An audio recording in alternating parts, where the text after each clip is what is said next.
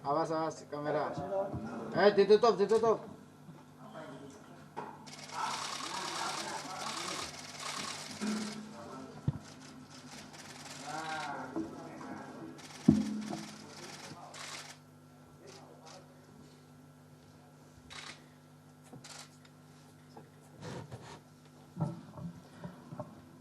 Bismillahirrahmanirrahim. Assalamualaikum warahmatullahi wabarakatuh. Selamat malam teman-teman semuanya. Terima kasih kehadiran pada malam hari ini. Sebagaimana tadi kami sampaikan kepada teman-teman semua bahwa malam hari ini kami akan menyampaikan perkembangan dari penanganan perkara dugaan korupsi di Kementerian Pertanian. Namun sebelumnya perlu kami sampaikan sebagaimana penanganan perkara oleh KPK, perkara yang lainnya tentu kami mengumumkan pihak-pihak yang ditetapkan sebagai tersangka ketika proses penyidikan cukup dan kemudian dilakukan penahanan, gitu ya. Dan ini sama dengan penanganan perkara lainnya di KPK sekali lagi.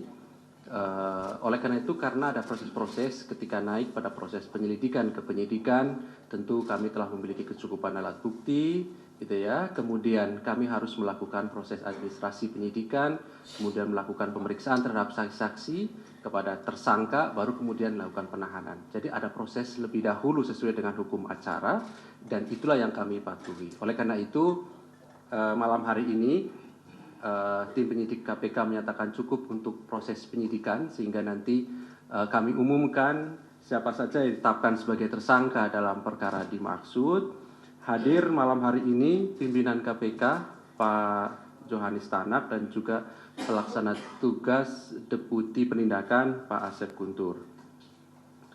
Kami nanti akan sampaikan beberapa poin dari hasil proses penyelidikan sehingga kemudian naik kepada penyidikan. Sekali lagi, apa yang kemudian nanti akan dibacakan oleh pimpinan adalah poin-poin gitu ya dari hasil penyelidikan begitu. Tentu tidak bisa detail karena ini kan perkara setelah dilakukan penahanan juga terus berjalan proses penyidikannya, tidak berhenti dilakukan penahanan kemudian perkara ini selesai begitu ya.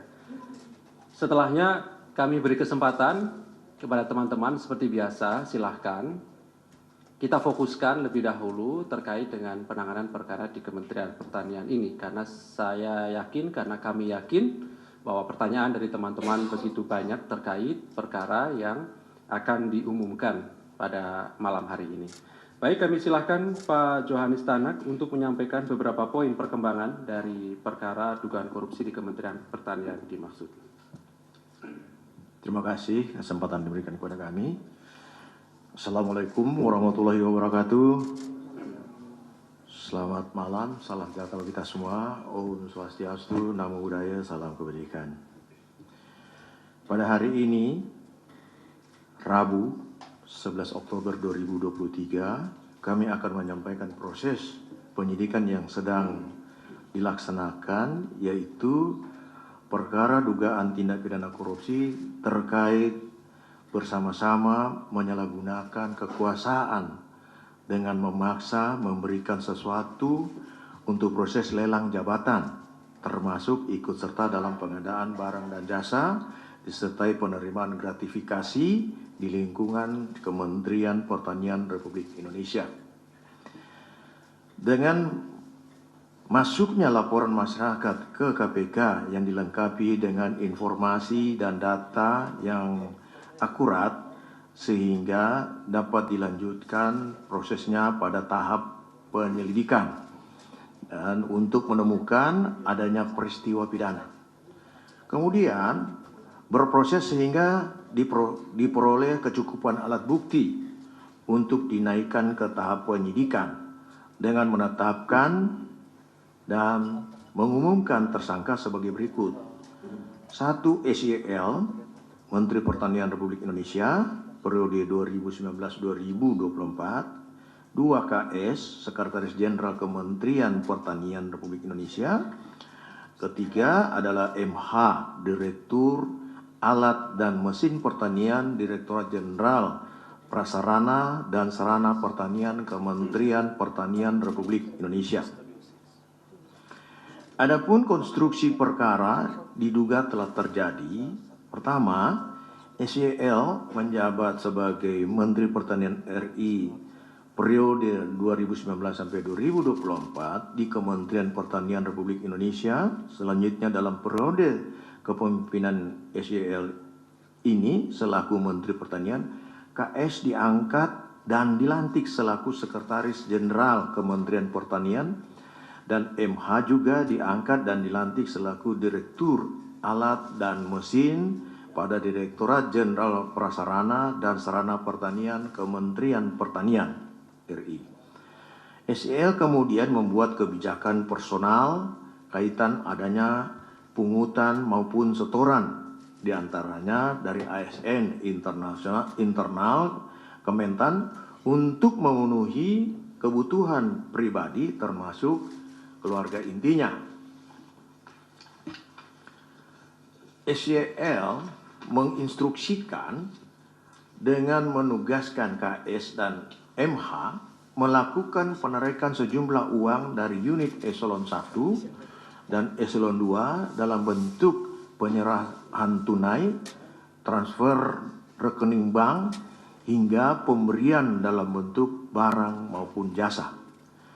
Sumber uang yang digunakan diantaranya berasal dari realisasi anggaran Kementerian Pertanian yang sudah di markup, termasuk permintaan uang pada para vendor yang mendapatkan proyek di Kementerian Pertanian. Atas arahan SYL, KS dan MH memerintahkan bawahannya untuk mengumpulkan sejumlah uang di lingkup eselon 1, para direktur jenderal, kepala badan hingga sekretaris masing-masing eselon 1 dengan besaran nilai yang telah ditentukan SYL dengan kisaran besaran mulai USD 4.000 sampai dengan USD 10.000. Penerimaan uang melalui KS dan MH sebagai representasi sekaligus orang kepercayaan dari SYL dilakukan secara rutin tiap bulan dengan menggunakan pecahan mata uang asing.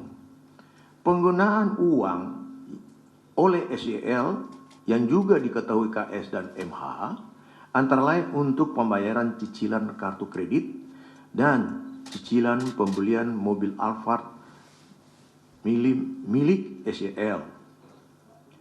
Sejauh ini uang yang dinikmati SYL bersama-sama dengan KS dan MH sejumlah 13,9 miliar rupiah, dan penelusuran lebih mendalam masih terus dilakukan oleh tim penyidik. Untuk kebutuhan proses penyidikan, tim penyidik menahan tersangka KS untuk 20 hari pertama terhitung 11 Oktober 2023 sampai dengan 30 Oktober 2023 di rutan KPK.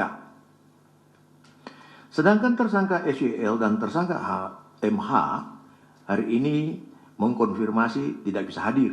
Untuk itu kami ingatkan kooperatif dan segera hadir memenuhi panggilan tim penyidik KPK. Para tersangka disangkakan melanggar pasal 12 huruf E, pasal 12B besar Undang-Undang Republik Indonesia Nomor 31 Tahun 1999 tentang pemberantasan tindak pidana korupsi sebagaimana telah diubah dengan Undang-Undang Republik Indonesia Nomor 20 Tahun 2001 tentang perubahan atas Undang-Undang Republik Indonesia Nomor 31 Tahun 1999 tentang pemberantasan tindak pidana korupsi Junto pasal 55 ayat 1 ke 1 KUHP. Demikian yang dapat saya sampaikan. Mungkin ada penambahan dari Pak? Cukup? Saya kembalikan kepada Humas. Baik, terima kasih Pak Johanis Tanak yang sudah menyampaikan beberapa poin. Pada prinsipnya malam hari ini KPK mengumumkan 3 orang sebagai tersangka, yaitu SYL, KS, dan MH, dan 1 orang